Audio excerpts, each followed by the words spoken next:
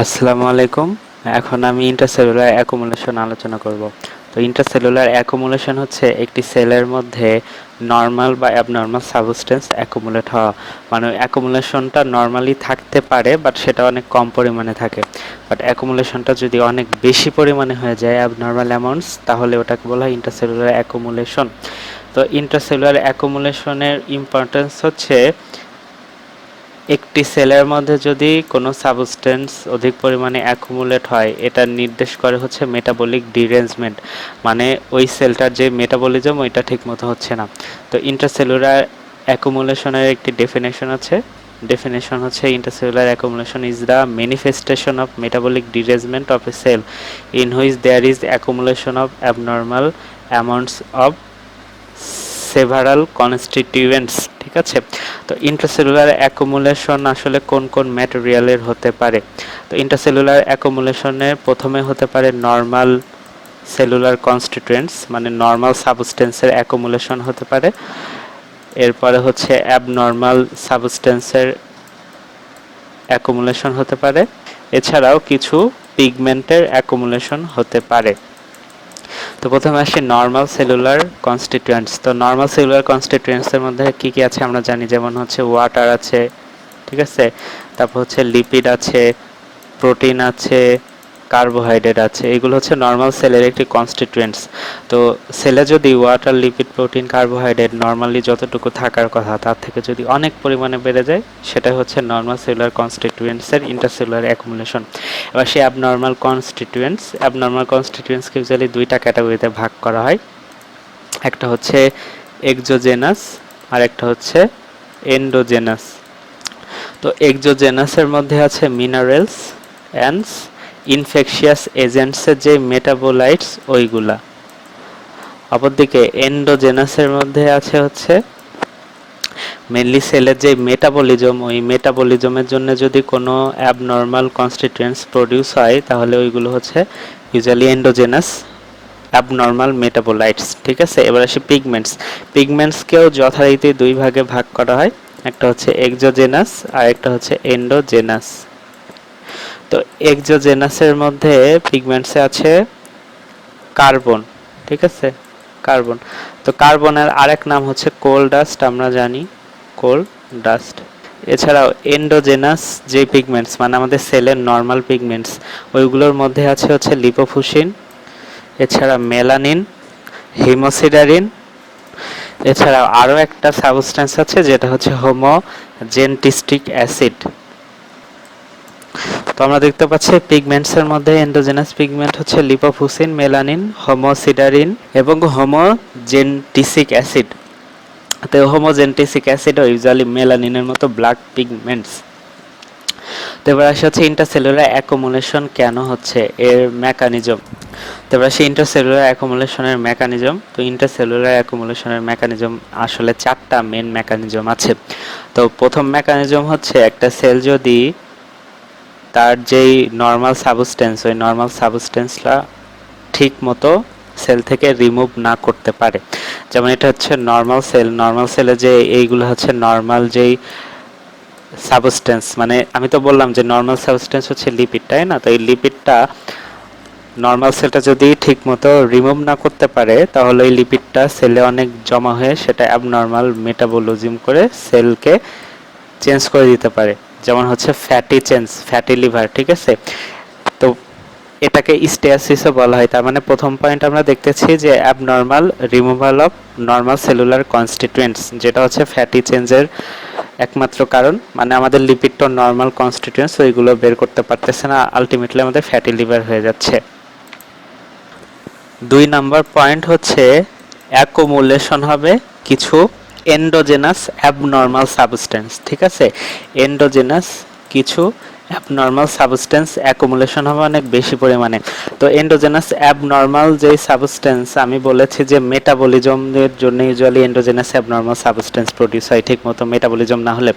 তো ইউজুয়ালি আমাদের সেলে যে প্রোটিন যদি মিউটেশন হয়ে যায়, তাহলে আমাদের সেলে যে প্রোটিন ওটা ঠিক মতো ফোল্ডিং হয় না, ঠিক মতো প্রসেসিং হয় না, ঠিক মতো ট্রান্সপোর্ট হয় না, ঠিক মতো সিনথেসিস হয় না, ঠিক মতো সিক্রেশনও হয় না, যার কারণে অনেক মিসফোল্ডেড প্রোটিন প্রডিউস হয়। ঠিক আছে, তো মিসফোল্ডেড প্রোটিন কিন্তু আমাদের ইউজুয়ালি একটি এন্ডোজেনাস সাবস্টেন্স, কারণ আমাদের সেল নিজেই প্রোটিন সিনথেসিস করতেছে, বাট সেটা ঠিকমতো প্রসেসিং, ট্রান্সপোর্ট, সিক্রেশন, ফোল্ডিং হচ্ছে না, যার কারণে মিসফোল্ডেড প্রোটিন হচ্ছে। যেমন defect in protein folding, transport, যার কারণে ওই মিসফোল্ডেড প্রোটিনগুলো এন্ডোপ্লাজমিক রেটিকুলামের মধ্যে যে অ্যাকুমুলেট হচ্ছে, ঠিক আছে, অ্যাকুমুলেট হচ্ছে, এই যে অ্যাকুমুলেশন অফ অ্যাবনর্মাল প্রোটিনস। তো এটার এক্সাম্পল হচ্ছে আলফা 1 অ্যান্টিটিপসিন ডেফিসিয়েন্সি, কারণ আমরা জানি আলফা 1 অ্যান্টিটিপসিন ডেফিসিয়েন্সি মিসফোল্ডেড প্রোটিনের জন্য হয়। তো যখন হচ্ছে আমাদের এই মিসফোল্ডেড প্রোটিন প্রডিউস হবে, ওইগুলো সেলের মধ্যে ইউজুয়ালি বেশি পরিমাণে অ্যাকুমুলেট হবে, ওটা রিলিজ হবে না, যার কারণে আমাদের আলফা 1 অ্যান্টিটিপসিনের ডেফিসিয়েন্সি দেখা যাবে লাংসে, এটা হলে এমফাইসেমা ডেভেলপ করে। 3 নাম্বার পয়েন্ট হচ্ছে সেলের কিছু এনজাইমি কম থাকবে। ঠিক আছে, সেলের কিছু এনজাইম কম থাকবে, যার কারণে সেলটা কোনো মেটাবোলাইটসকে ডিগ্রিস করতে পারবে না। তো সেলে যখন এনজাইম ঠিকমতো নাই, সেলটা তার মেটাবোলাইটসকে ডিগ্রিস করতে পারতেছে না, তো সেলে ওই মেটাবোলাইটসটা অনেক পরিমাণে বেড়ে যাবে। তো এখানে দেখতে পাচ্ছি যে কমপ্লেক্স সাবস্ট্রেটটা এনজাইমের মাধ্যমে সলিউবল প্রোডাক্টে করে। এখন যদি এনজাইমটাই না থাকে, তাহলে এই কমপ্লেক্স সাবস্টেন্সটা অনেক পরিমাণে বেড়ে যায়। ঠিক আছে, যার কারণে সেলের ইন্টারসেলুলার অ্যাকুমুলেশন হয়। তো এর এক্সাম্পল হচ্ছে গ্লাইকোজেন স্টোরেজ ডিজিজ। যেমন কি হয়, আমাদের যে লাইসোজোমাল এনজাইম, এই লাইসোজোমাল এনজাইম যদি ঠিকমতো কাজ না করে, তাহলে আমাদের গ্লাইকোজেন বা আদার এন্ডোজেনাস ম্যাটেরিয়ালস অনেক পরিমাণে অ্যাকুমুলেট হয়। ঠিক আছে, এই যে এখানে দেখতে পাচ্ছি যে অ্যাকুমুলেট হচ্ছে, তো যার কারণে আমাদের সেলে অ্যাবনর্মাল অ্যাকুমুলেশন হয়। তো এটা হচ্ছে 3 নাম্বার পয়েন্ট, মানে এনজাইম ডিফেক্ট যদি থাকে। এবার হচ্ছে 4 নাম্বার পয়েন্ট। তো 4 নাম্বার পয়েন্ট হচ্ছে deposition and accumulation of abnormal exogenous substance. তো তার মানে কি, তার মানে হচ্ছে এইখানে হচ্ছে সেলের মধ্যে কিছু অ্যাবনর্মাল সাবস্টেন্সই অ্যাকুমুলেট হবে। তো দেখা যাচ্ছে এখানে কিছু বাইরে থেকে যে অ্যাবনর্মাল সাবস্টেন্স সেলের মধ্যে ঢুকে যাচ্ছে। ঠিক আছে, সেলের মধ্যে ঢুকে যাচ্ছে, ঢুকে সেলের মধ্যে যে অ্যাকুমুলেট হচ্ছে, এটা হচ্ছে 4 নাম্বার পয়েন্ট। মানে হচ্ছে কিছু ইনডাইজেস্টিবল ম্যাটেরিয়াল সেলটা ইনগেস্ট করে, যার কারণে এক্সোজেনাস ম্যাটেরিয়ালগুলো অনেক সেলের মধ্যে থাকে। এর এক্সাম্পল হচ্ছে কার্বন এবং সিলিকা। ঠিক আছে, কার্বন এবং সিলিকা সেলের মধ্যে থাকতে পারে, কারণ কার্বন বা সিলিকা তো সেলের নর্মাল কনস্টিটিউয়েন্টস না। তাহলে ইন্টারসেলুলার অ্যাকুমুলেশনের মেকানিজম আমরা 4টা পাইলাম। প্রথমটা হচ্ছে সেল তার নর্মাল সেলুলার কনস্টিটিউয়েন্টসকেই রিমুভ করতে পারতেছে না সেল থেকে। দ্বিতীয় পয়েন্ট হচ্ছে সেলগুলো যে এন্ডোজেনাস অ্যাবনর্মাল সাবস্টেন্স আছে, ওটার অ্যাকুমুলেশন অনেক বাড়াই দিচ্ছে। 3 নাম্বার পয়েন্ট হচ্ছে সেলের কিছু এনজাইমেটিক ডিফেক্ট থাকতেছে, যার কারণে মেটাবোলাইটসকে ডিগ্রিস করতে পারতেছে না। 4 নাম্বার হচ্ছে ওই সেলটা তার মধ্যে কিছু এক্সোজেনাস সাবস্টেন্সকেই ডিপোজিশন বা অ্যাকুমুলেট করতেছে। তো এই ডিপোজিশন বা অ্যাকুমুলেটটা হচ্ছে সেলের যেই নর্মাল ট্রান্সপোর্ট সিস্টেম, ওইগুলোর ডিফেক্টের জন্যই হচ্ছে। শুধু ট্রান্সপোর্ট না, এইখানে যদি সেলের এনজাইমেটিক ডিফেক্টও থাকে, তাও কিন্তু এই অ্যাবনর্মাল সাবস্টেন্সটা অ্যাকুমুলেট হতে পারে। এবার সেই অ্যাকুমুলেন্ট সাবস্টেন্স, একটি সেলের মধ্যে কি কি সাবস্টেন্স অ্যাকুমুলেন্স থাকতে পারে এবং কি কি ফর্মে। তো প্রথমে আসে হচ্ছে লিপিড। ঠিক আছে, লিপিড হচ্ছে ট্রাইগ্লিসারাইড ফর্মে থাকতে পারে এবং কোলেস্টেরল ফর্মে ইউজুয়ালি থাকতে পারে, অনেক ফর্মে থাকে, তবে এইগুলো হচ্ছে মেন। তো ট্রাইগ্লিসারাইড ফর্মে থাকলে ফ্যাটি লিভার তৈরি করে ইউজুয়ালি, বা ফ্যাটি চেঞ্জ করে। ঠিক আছে, ফ্যাটি চেঞ্জ। তো ফ্যাটি চেঞ্জ কোথায় কোথায় হয়, যেই সব অর্গানে ইউজুয়ালি ফ্যাট মেটাবলিজমের সাথে সম্পর্কিত, ওই সব অর্গানে হয়। যেমন লিভারে হতে পারে, হার্টে হতে পারে, আমাদের কিডনিতে হতে পারে এবং মাসেলে ইউজুয়ালি হতে পারে। এবার সে কোলেস্টেরল, কোলেস্টেরল ইউজুয়ালি আমাদের ম্যাক্রোফেজের মধ্যে জমা হয় এবং আমাদের যেই ব্লাড ভেসেলের স্মুথ মাসেল আছে ওইখানে জমা হয়ে থাকে। 2 নাম্বার আসি প্রোটিন জমা হতে পারে। ঠিক আছে, প্রোটিন ইউজুয়ালি 2টা ক্ষেত্রে সব থেকে বেশি জমা হয়। একটা হচ্ছে রিঅ্যাবজর্ব প্রোটিন হিসেবে, মানে আমাদের কিডনি তো প্রোটিন রিঅ্যাবজর্পশন করে, তাই না? তো কিডনিতে যদি কোনো ডিফেক্ট থাকে, মানে কিডনির গ্লোমেরুলাস মেমব্রেন দিয়ে যদি বেশি প্রোটিন ফিল্টার্ড হয়, তাহলে কিডনি বেশি বেশি প্রোটিন রিঅ্যাবজর্ব করে। তো দেখা যাচ্ছে রেনালে প্রোটিন রিঅ্যাবজর্পশন বেশি হওয়ার কারণে রেনালে অ্যাকুমুলেট হতে পারে বা রেনাল ভেসিকল ওইখানে অ্যাকুমুলেট হতে পারে। এছাড়া আমাদের যে প্লাজমা সেল আছে, প্লাজমা সেলের সারফেসে তো ইমিউনোগ্লোবিউলিন থাকে, তাই না? তো ইমিউনোগ্লোবিউলিনও তো একটা নর্মালি প্রোটিন। তো প্লাজমা সেলের সারফেসে যদি ইমিউনোগ্লোবিউলিন বেশি অ্যাকুমুলেটস হয় তাহলে ওটা প্রোটিন অ্যাকুমুলেটস। 3 নম্বরে আসে হচ্ছে গ্লাইকোজেন, ঠিক আছে?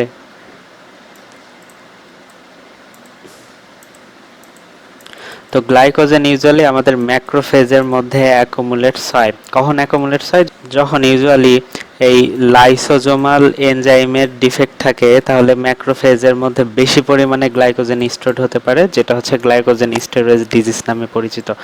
4 নাম্বার আসে হচ্ছে পিগমেন্টস অনেক পরিমাণে অ্যাকুমুলেটস হতে পারে। তো পিগমেন্টসের মধ্যে কি কি অ্যাকুমুলেটস হয় আমরা তো জানি, এন্ডোজেনাস কিছু পিগমেন্টস, তারপরে এক্সোজেনাস কিছু পিগমেন্টস অ্যাকুমুলেট হয়, নামগুলো জানি। তো এন্ডোজেনাসের মধ্যে যে লিপোফুসিনটা, এই লিপোফুসিনটা অলওয়েজ লিপিড পারঅক্সিডেশনের কারণে অ্যাকুমুলেটস হয়। তো এখন দেখতেছি যে লিপিড আমাদের ট্রাইগ্লিসারাইড হিসেবে থাকলে ফ্যাটি চেঞ্জ করে। তো আমরা ফ্যাটি চেঞ্জ পড়ব। তো ফ্যাটি চেঞ্জ আমি এখন যেটা আলোচনা করব এটা হচ্ছে ইন শর্ট। তো ফ্যাটি চেঞ্জ কি? ফ্যাটি চেঞ্জ হচ্ছে যখন কোনো অর্গানের প্যারেনকাইমাল সেলে বেশি পরিমাণে ফ্যাট, মেনলি ট্রাইগ্লিসারাইড অ্যাকুমুলেশন হয়, তাহলে ওটাকে ফ্যাটি চেঞ্জ ইউজুয়ালি বলা হয়ে থাকে।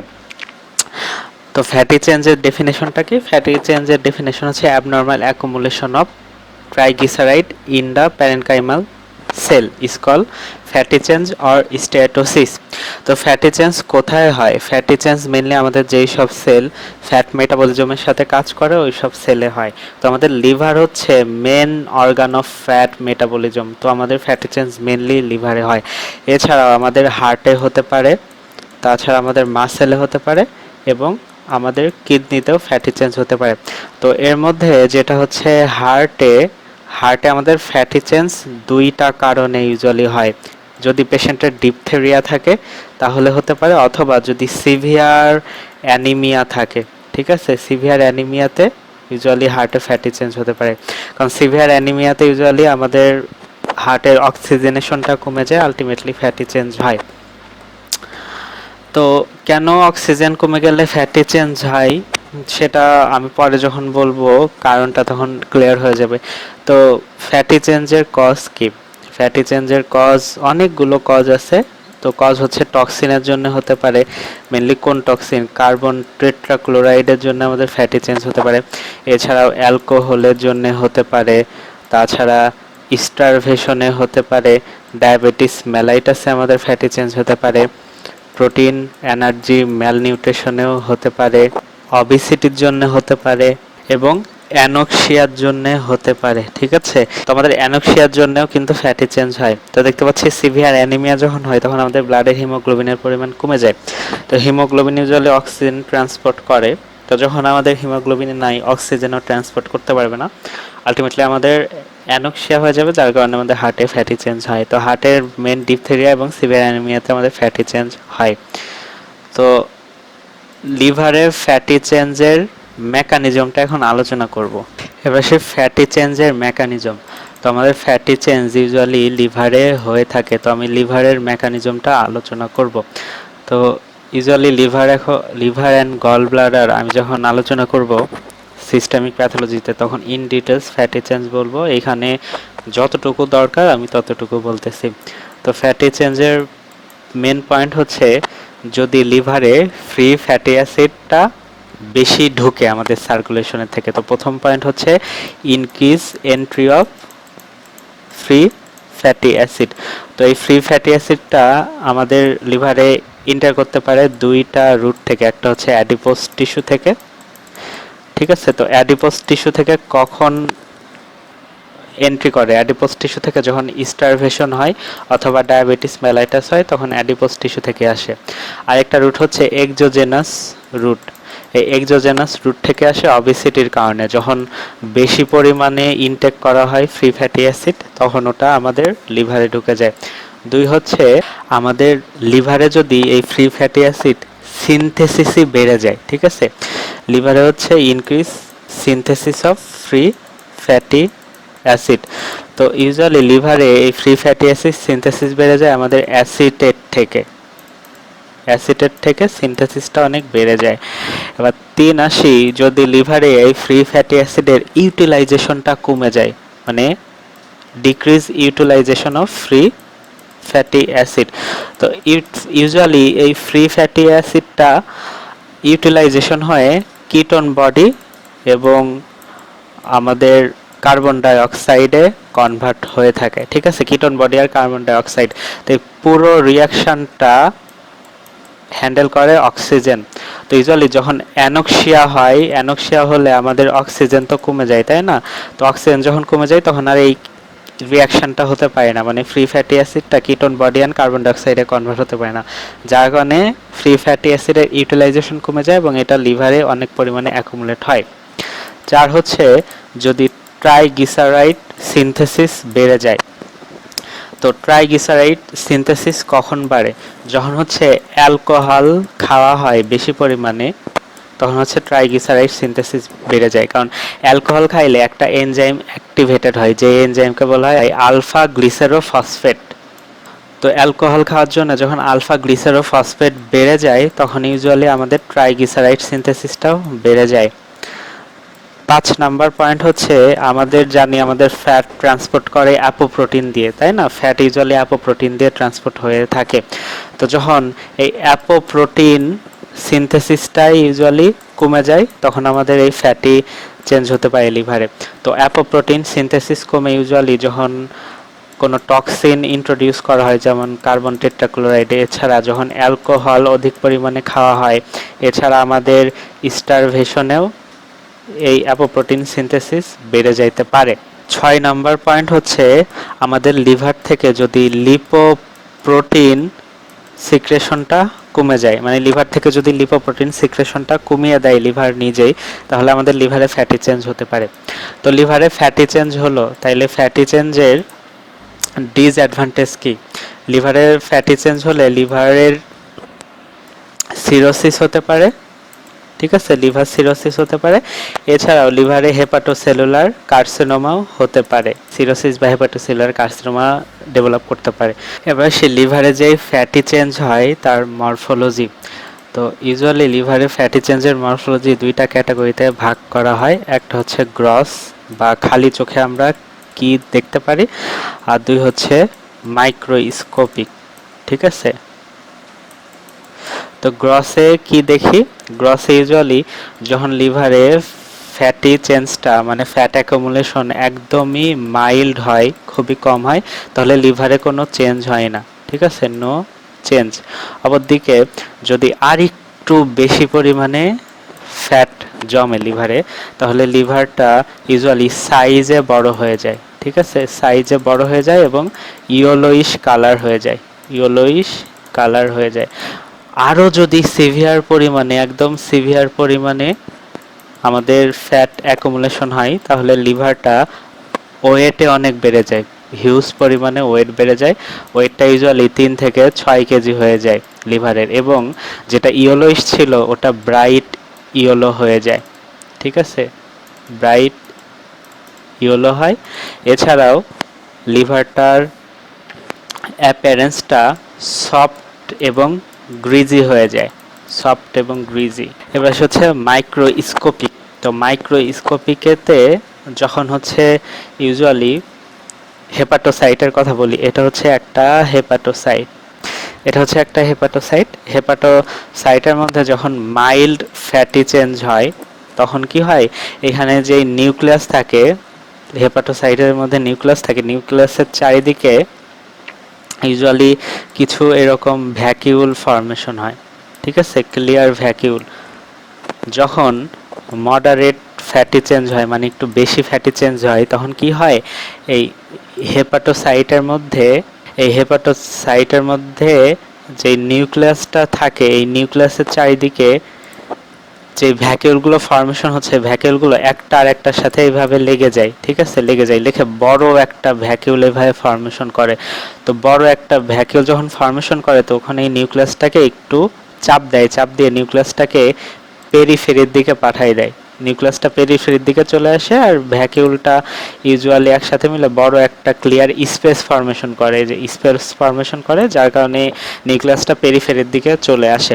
আর যদি বেশি সিভিয়ার হয়ে যায়, অনেক হাইলি সিভিয়ার যদি হয়ে যায়, তখন কি হয়, এই একটা হেপাটোসাইটের সেল ইউজুয়ালি ডিসরাপ্টেড হয়ে যায়। ঠিক আছে, ডিসরাপ্টেড হয়ে এইখানে যে ভ্যাকিউল ফর্মেশন হলো, ওই ভ্যাকিউল এবং পার্শ্ববর্তী আরেকটা হেপাটোসাইটেও এরকম ভ্যাকিউল ফর্মেশন হয়। এই ভ্যাকিউলগুলো একসাথে মিলিত হয়ে এইরকম ফ্যাটি সিস্ট ফর্মেশন করে, মানে সিভিয়ার হলে ফ্যাটি সিস্ট ফর্মেশন হয়। ঠিক আছে, এটা হচ্ছে মাইক্রোস্কোপিক। তো এখানে যে আমরা ফ্যাটি লিভারের হিস্টোলজিক্যাল স্ট্রাকচার দেখতে পাচ্ছি, তো দেখা যাচ্ছে একটি সেলের মধ্যে যে বিভিন্ন ভ্যাকিউল ফর্মেশন হয়েছে, এই একটা ভ্যাকিউল, ঠিক আছে, এগুলো তখন নিউক্লিয়াসকে যে পেরিফেরির দিকে ডিসপ্লেস করছে, যে এই ভ্যাকিউল ফর্মেশন হওয়ার কারণে যে এই নিউক্লিয়াসটা এই যে সেলের পেরিফেরিতে চলে আসছে। ঠিক আছে, সবগুলো সেলে এরকম নিউক্লিয়াস পেরিফেরিতে চলে আসে। তো পরবর্তীতে ভ্যাকিউলগুলো একসাথে মিলিত হয়ে সিস্ট ফর্মেশন করে থাকে। এটা হচ্ছে ফ্যাটি চেঞ্জ ইন লিভার। এবার সেই ফ্যাটি চেঞ্জ অ্যান্ড ফ্যাট নেক্রোসিসের ডিফারেন্স। তো ফ্যাটি চেঞ্জটা ইউজুয়ালি আমাদের একটি রিভার্সিবল চেঞ্জ আমরা জানি, আর ফ্যাট নেক্রোসিস হচ্ছে একটি ইরিভার্সিবল চেঞ্জ আমরা জানি। ফ্যাট নেক্রোসিস হচ্ছে অ্যাডিপোস টিস্যুতে হয়, আর ফ্যাটি চেঞ্জ হচ্ছে আমাদের অনেক অর্গানে হয়, যেমন লিভারে হতে পারে, হার্টে হতে পারে, মাসেলে হতে পারে, কিডনিতে হতে পারে, মানে মেনলি প্যারেনকাইমাল সেলে হয়। আর ফ্যাটি চেঞ্জে ইউজুয়ালি সেলের মধ্যে কিছু ভ্যাকিউল দেখা যায় নিউক্লিয়াসের চারিপাশে। আর ফ্যাট নেক্রোসিসে ফ্যাটের মধ্যে ক্যালসিয়াম ডিপোজিশন হতে পারে, এছাড়াও ক্যালসিয়ামের চারিদিকে ইনফ্ল্যামেটরি রিয়াকশন দেখা যায়। আর ফ্যাটি চেঞ্জটা ইউজুয়ালি প্যারেনকাইমাল সেলের মধ্যে বেশি পরিমাণে ট্রাইগ্লিসারাইড অ্যাকুমুলেশনের জন্য হয়। আর ফ্যাট নেক্রোসিস ইউজুয়ালি অ্যাডিপোস টিস্যুর একটি নেক্রোসিস। তারপরে আসে লিপিড অ্যাকুমুলেশন। লিপিড ইউজুয়ালি আমাদের শরীরে একটু আগে আমি আলোচনা করলাম, এটা হচ্ছে ইউজুয়ালি ফ্যাটি অ্যাসিড বা ট্রাইগ্লিসারাইড হিসেবে অ্যাকুমুলেট হতে পারে, এছাড়াও কোলেস্টেরল হিসেবে অ্যাকুমুলেট হতে পারে। তো কোলেস্টেরল এস্টার বা শুধু কোলেস্টেরল হিসেবে আমাদের বডিতে অ্যাকুমুলেট হতে পারে। তো যখন কোলেস্টেরল অ্যাকুমুলেট হয় তখন কিছু কন্ডিশনের সৃষ্টি হয়। কন্ডিশনগুলো হচ্ছে atherosclerosis, xanthoma, cholesterolosis, Niemann Pick disease type C. তো প্রথমে আসে হচ্ছে অ্যাথেরোস্ক্লেরোসিস। ইউজুয়ালি যখন কোলেস্টেরল ম্যাক্রোফেজ এবং আমাদের ব্লাড ভেসেলসের যে স্মুথ মাসেলে যদি অ্যাকুমুলেশন হয় তাহলে অ্যাথেরোস্ক্লেরোসিসের সৃষ্টি হয়। তো ম্যাক্রোফেজে যখন জমা হয় তখন এই ম্যাক্রোফেজকে বলা হয় ফোমি ম্যাক্রোফেজ বা ফোম সেল। ঠিক আছে, ফোমি ম্যাক্রোফেজ বা ফোম সেল ইউজুয়ালি বলা হয় কোলেস্টেরল ল্যাডেন ফোমি ম্যাক্রোফেজ। তো যখন আমাদের ব্লাড ভেসেলসের স্মুথ মাসেলে কোলেস্টেরল জমা হয়, মেনলি ম্যাক্রোফেজের মধ্যেও যখন জমা হয় তখন ম্যাক্রোফেজ কি হয়, আমাদের যেই ব্লাড ভেসেলসের ইনটিমা থাকে, মানে একদম ভিতরের লেয়ার, এই ইনটিমার মধ্যে ম্যাক্রোফেজ এসে অ্যাকুমুলেট হয়। তো একদিক থেকে কোলেস্টেরল স্মুথ মাসেলের অ্যাকুমুলেশন হচ্ছে, আবার ম্যাক্রোফেজ এসেও এই ইনটিমার মধ্যে অ্যাকুমুলেশন হচ্ছে, যার কারণে ইউজুয়ালি অ্যাথেরোস্ক্লেরোসিস তৈরি হয়, যেটাকে usually yellowish foamy cholesterol atheroma বলা হয়ে থাকে। ঠিক আছে, এবার আসে জ্যান্থোমা জিনিসটা কি? জ্যান্থোমা হচ্ছে ম্যাক্রোফেজ যেটার মধ্যে কোলেস্টেরল জমা হয়, সেটাকে তো ফোমি ম্যাক্রোফেজ বলা হয়। তো এই ফোমি ম্যাক্রোফেজ ইউজুয়ালি আমাদের যেই স্কিন থাকে, ওই স্কিন আর যে টেন্ডন থাকে, এই স্কিন এবং টেন্ডনের নিচে যেই সাব এপিথেলিয়াম সেল থাকে, ওই সাব এপিথেলিয়াম সেলের নিচে ক্লাস্টার হিসেবে থাকে। ঠিক আছে, যখন ক্লাস্টার হিসেবে থাকে তখন মনে হয় একটি টিউমার, মানে টিউমারাস একটি অ্যাপিয়ারেন্স চলে আসে। এই টিউমারাস অ্যাপিয়ারেন্সকে বলা হয় জ্যান্থোমা। তার মানে জ্যান্থোমা কি? জ্যান্থোমা হচ্ছে আমাদের যেই স্কিন এবং টেন্ডন, তার নিচে যেই ফোমি ম্যাক্রোফেজ থাকে, ওইগুলো ক্লাস্টার হিসেবে থাকলে যে টিউমারাস একটি ম্যাস ফর্ম করে, ওটাকে বলা হয় জ্যান্থোমা। এটা ইউজুয়ালি টিউমার না, বাট টিউমারাসের মতো মনে হয়। এবার সে কোলেস্টেরোলোসিস কি হয়? কোলেস্টেরোলোসিস হচ্ছে আমাদের যে ম্যাক্রোফেজগুলা, এই ম্যাক্রোফেজগুলো আমাদের যে গল ব্লাডার, এই গল ব্লাডারের মধ্যে যদি জমা হয় তাহলে সেই কন্ডিশনকে বলা হয় কোলেস্টেরোলোসিস। তো ম্যাক্রোফেজটা ইউজুয়ালি গল ব্লাডারের মধ্যে যেই ল্যামিনা প্রোপ্রিয়া থাকে, এই ল্যামিনা প্রক্রিয়ার মধ্যে জমা হয়, এটা ইউজুয়ালি কোলেস্টেরোলোসিস। এবার আসি Niemann Pick disease type C. Niemann Pick disease type C একটি স্টোরেজ ডিজিজ, এটা ইউজুয়ালি লাইসোজোমাল এনজাইমের ডিফেক্টে হয়ে থাকে। তো লাইসোজোমাল এনজাইম ইউজুয়ালি যখন কোলেস্টেরলকে আর মেটাবোলাইজ করতে পারে না, তখন আমাদের শরীরে এই কোলেস্টেরল জমে জমে Niemann Pick disease type C হচ্ছে। তার মানে Niemann Pick disease type C usually lysosomal enzyme ডিফেক্টের কারণে হয়ে থাকে। তো এখানে একটা কোলেস্টেরোলোসিস দেখতে পাচ্ছি, যেটা ইউজুয়ালি গল ব্লাডারে হয়। তো গল ব্লাডারে এটা হচ্ছে ল্যামিনা প্রক্রিয়া। তো ল্যামিনা প্রক্রিয়ার মধ্যে ফোমি সেল দেখা যাচ্ছে অনেক, যে এইগুলো হচ্ছে ফোমি সেল, মানে ম্যাক্রোফেজ, যেই সব ম্যাক্রোফেজের মধ্যে কোলেস্টেরল বা লিপিড অনেক পরিমাণে থাকে। তো এখানে দেখা যাচ্ছে যে আমাদের ফোমি সেলগুলো ল্যামিনা প্রক্রিয়াতে অনেক অ্যাকুমুলেশন হয়েছে, এটা ইউজুয়ালি কোলেস্টেরোলোসিস। এবার আসে প্রোটিন অ্যাকুমুলেশন। তো প্রোটিন অ্যাকুমুলেশনের মধ্যে আমাদের রিঅ্যাবজর্ব প্রোটিন অ্যাকুমুলেট হতে পারে। এটা ইউজুয়ালি আমাদের যেই কিডনি আছে, কিডনির যেই টিউবিউলস আছে, ওই কিডনির টিউবিউলসের মধ্যে ইউজুয়ালি অ্যাকুমুলেট হয়। মানে কিডনি টিউবিউলসের যে সাইটোপ্লাজম, ওর মধ্যে প্রোটিন অ্যাকুমুলেটেড হতে পারে। মেনলি কিডনি টিউবিউলসের যে পিনোসাইট, এই পিনোসাইটে ইউজুয়ালি অ্যাকুমুলেট হয়ে থাকে। তো এটা অ্যাকুমুলেট হয়ে হায়ালিন লাইক হয়ে যায়। তো হায়ালিন ডিজেনারেশন বা হায়ালিন চেঞ্জে আমি এটা বলবো। তো কিডনিতে ইউজুয়ালি এই প্রোটিনটা অ্যাকুমুলেট হয়ে হায়ালিন ডিজেনারেশন ইউজুয়ালি করে দেয়। এবার আসি প্লাজমা সেল। ইউজুয়ালি আমাদের যে এই প্লাজমা সেলে সারফেসে ইমিউনোগ্লোবুলিন এম থাকে, এই ইমিউনোগ্লোবুলিন এমটা প্রোটিন ইন নেচার, এটা অধিক পরিমাণে অ্যাকুমুলেট হয়ে আমাদের প্রোটিন অ্যাকুমুলেশন করতে পারে। এবার আসি মিসফোল্ডেড প্রোটিন। তো মিসফোল্ডেড প্রোটিন ইউজুয়ালি আমাদের আলফা 1 অ্যান্টিটেপসিন ডেফিসিয়েন্সিতে হয়ে থাকে। ঠিক আছে, জানি হচ্ছে আলফা 1 অ্যান্টিটেপসিন যেটা, ওটা ইউজুয়ালি একটি প্রোটিন। তো ওই প্রোটিনটা যখন মিসফোল্ডেড হয়ে যায়, সেটা আমাদের এন্ডোপ্লাজমিক রেটিকুলামের মধ্যে অ্যাকুমুলেট হয়ে যায়, যার কারণে ওই প্রোটিনটা মিসফোল্ডেড হিসাবে অ্যাকুমুলেট থাকতে পারে। এবার এসে আমাদের সাইটোস্কেলেটাল প্রোটিনও অ্যাবনর্মালি অ্যাকুমুলেট হতে পারে। তো আমাদের সাইটোস্কেলেটাল প্রোটিনকে ইউজুয়ালি দুইটা ভাগে ভাগ করা যায়, একটা হচ্ছে মাইক্রোটিউবুলস, একটা অ্যাক্টিন ফিলামেন্ট। তো মাইক্রোটিউবুলস হচ্ছে 20 থেকে 25 ন্যানোমিটার হয় ডায়ামিটারে। অপরদিকে আমাদের যেই অ্যাক্টিন ফিলামেন্টসকে 3 ভাগে ভাগ করা যায়, একটা হচ্ছে thin filament, thick filament, intermediate. তো থিন ফিলামেন্টস হচ্ছে 6 থেকে 8 ন্যানোমিটার হয়ে থাকে, থিক ফিলামেন্ট 15 ন্যানোমিটার হয়ে থাকে, আর ইন্টারমিডিয়েট ফিলামেন্ট ইউজুয়ালি 10 ন্যানোমিটার হয়ে থাকে। তো ইন্টারমিডিয়েট ফিলামেন্টস আবার 5টা ভাগে ভাগ করা হয়। একটা হচ্ছে কেরাটিন ফিলামেন্টস। এই কেরাটিন ফিলামেন্টস ইউজুয়ালি আমাদের যেই এপিথেলিয়াল সেল থাকে, ওই এপিথেলিয়াল সেলে থাকে। এবার সে নিউরোফিলামেন্টস ইউজুয়ালি আমাদের নার্ভাস টিস্যু বা নিউরনে থাকে, নিউরনে। অপরদিকে ডেসমিন ফিলামেন্টস মাসেল টিস্যুতে থাকে, মানে মাসেলে ডেসমিন ফিলামেন্টস থাকে।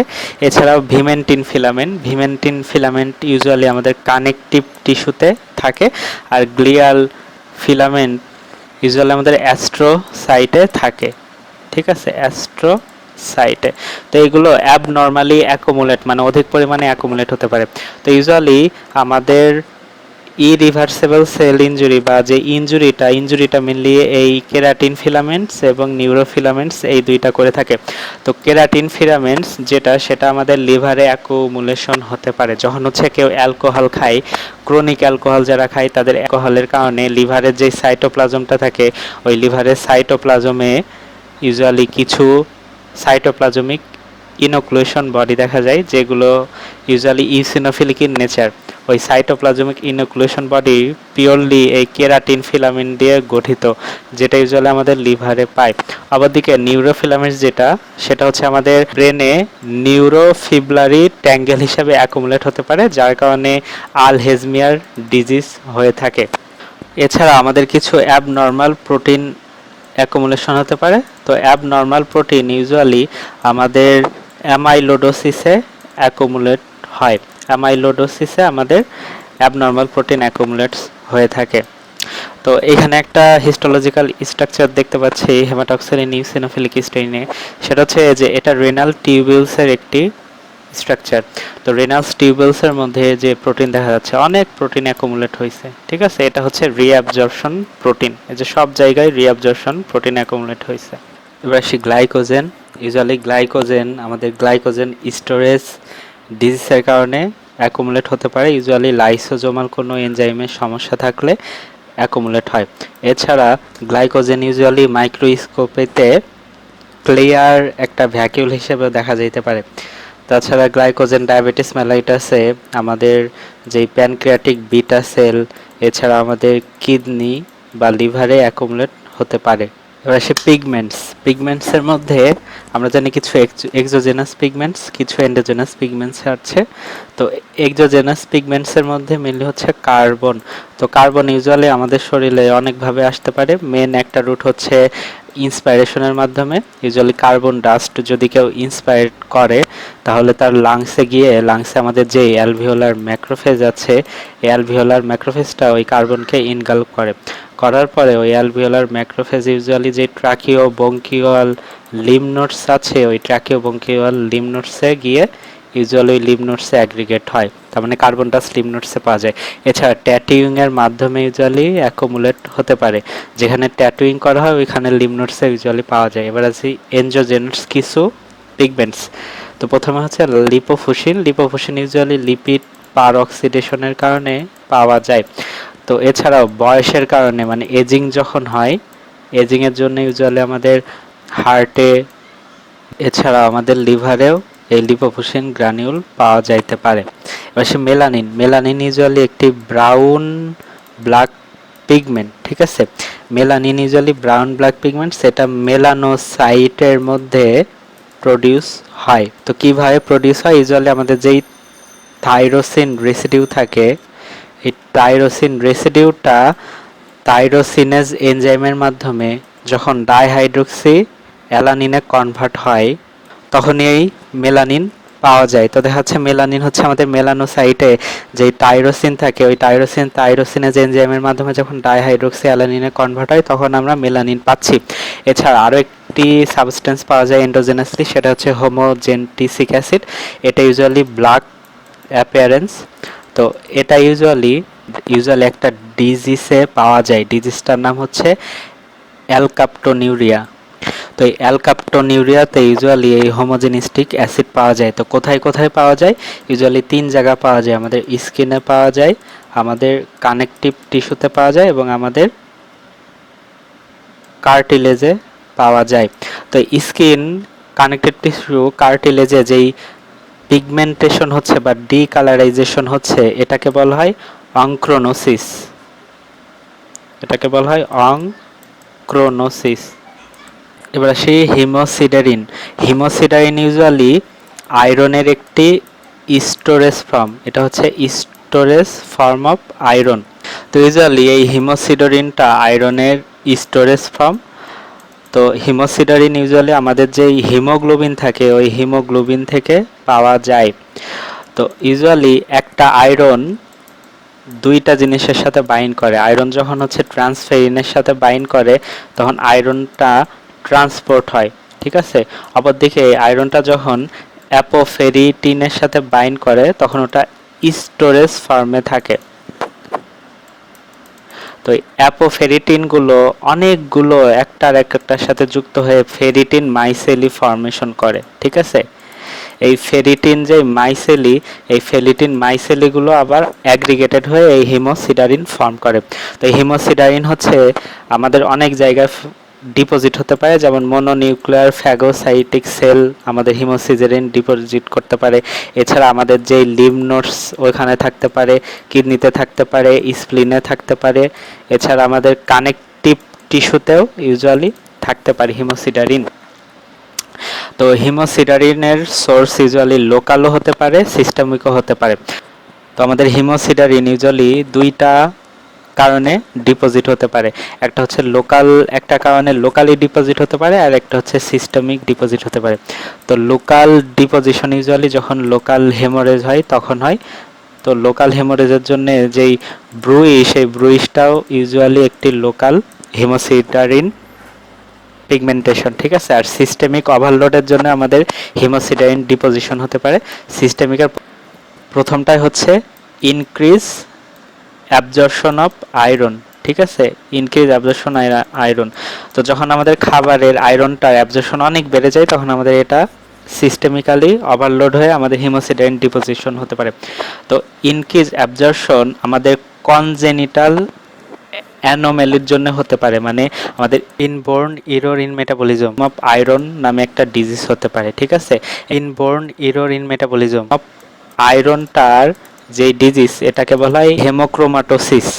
তো আমাদের এই ইনক্রিজ রিঅ্যাবজর্পশন অফ আয়রন যদি ইনবোর্ন হয়, জন্মগতভাবে হয়, তাহলে ইনবোর্ন মেটাবলিজম অফ আয়রন একটা ডিফেক্ট দেখা যায় যেটাকে বলা হয় হেমোক্রোমাটোসিস। ঠিক আছে, এছাড়া আমাদের যদি হিমোলাইটিক অ্যানিমিয়া থাকে তাহলে ব্লাডের হিমোগ্লোবিন ব্রেকডাউন হচ্ছে, আয়রনের পরিমাণ বেড়ে যাচ্ছে, হিমোগ্লোবিন বেড়ে যাচ্ছে।